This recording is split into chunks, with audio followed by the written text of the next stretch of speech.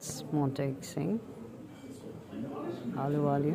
I'm at the Indian Habitat Center, which is going to have conversations that connect brilliant minds, exclusive insights, and compelling stories.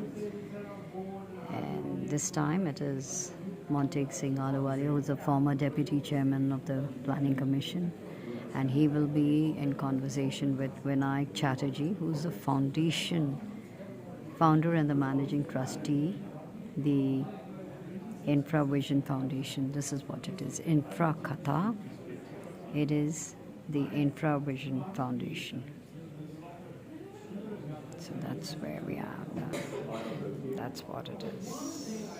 All I knew about PPP is purchasing power parity, and here I see public-private partnerships.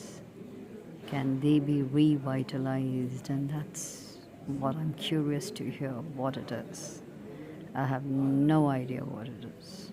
Public-private partnerships have been there, but what is to revitalize and how to revitalize it?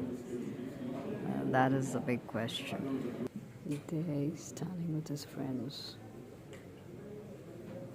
The person who will introduce the two speakers today, Singh, the director of Indian Habitat Center, a very, very good partner in this collaboration. The Infrakatha series. This is the 8th edition of the Infrakatha series, and I wanted to president of Delhi Music School, which he says he just does by the way. Sumit. Thank you very much, Kaveri.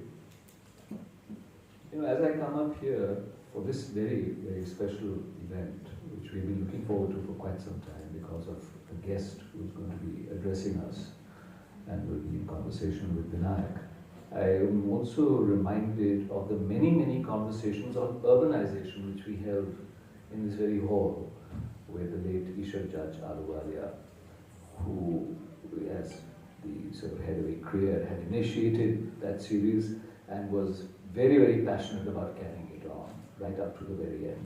So my deepest homage to Isha, and it's great to have you here, Montek, and we remember her very, very fondly. But today we have Mr. Montek Singh Ahluwalia. It's, as one says, it is no introduction, but I think it is important to just recount a few of the sort of highlights of any person who's going to speak, just to remind us of the tremendous achievements of the person we are going to be hearing shortly. He's had several important positions, including Special Secretary to the Indian Prime Minister, Commerce Secretary, Secretary of Department of Economic Affairs, Finance Secretary. He was also a member of the Planning Commission, a member of the Economic Advisory Council to the Prime Minister. He was also a director of the Independent Evaluation Office International Monetary Funds. He holds a BA Honours Economics degree from Delhi University, MA and MPhil from Oxford University. But of course, above all, he's a very distinguished economist and has served as a deputy from 2004 to 2014 and was a key figure in the economic reforms of the 90s. We are very pleased to have you, sir, on this forum. And in conversation with Mr. Ahluwalia will be my old friend Vinayak Chatterjee, graduated in economics from St. Stephen's College, Delhi University, and did his MBA from the IIM Ahmedabad. He co-founded Feedback Infra Private Limited in 1990 and served as its chairman from 90 to 2021. And since stepping down from active management, he now devotes his time and energy to infrastructure policy and advocacy, which this is part of that, as well as to nurturing educational institutions. He founded this InfraVision Foundation, which is collaborating with us in this Infrakatha series in 2022 to help shape thought leadership and drive policy intervention in infrastructure. May I invite both of you please to come up onto the dais and carry this evening forward. In the country. I'm starting from 1947 to 1992, 3% of GDP, which, as you remember, finally unleashed the GCFI, the gross capital formation in infrastructure. So those days it was about 2.5 to 3%, when the Hindu rate of growth of GDP was around 3% or whatever. Then came the phase 1992 to 1997, which I'm calling phase 2 of India's infrastructure development series, which is the early stages of PPP. People don't remember that, but Spectrum's Kakinada and GVK's Jagrupa power plants were two of the 8 fast-track projects approved by the government in 1992 under PPP mode. And also, India's first PPP toll road, people have forgotten, was a small 12-kilometer long Rao-Pithampur road in Madhya Pradesh, developed by ILFS, and that created waves saying, by God, we have a 12-kilometer road that people pay toll on. That was news in 1992. 1997 to 2007, I'm calling the phase 3, which is the unleashing of PPP. And that 1997, to my mind, for infrastructure researchers and watchers, was a very interesting year.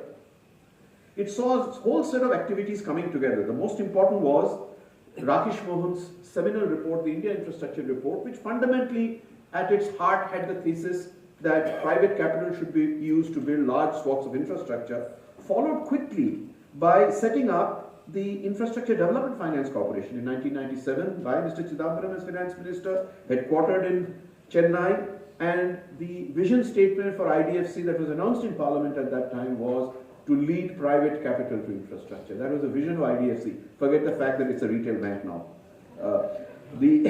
Then was the formation of the Telecom Regulatory Authority of India, Tariff Authority of Major Ports, and very importantly, an ordinance was introduced which brought into being the apex regulators in the electricity sector at both the center and the states. Please remember, this is the period 1997 to the unleashing of PPP, that stage, till 2007. But 1997, seminal year. Now come to the heights of PPP, which is phase 4. 2007 and 2012, when Prime Minister Manmohan Singh announced from the ramparts of the Red Fort that he wanted private sector to unleash animal spirits in infrastructure development.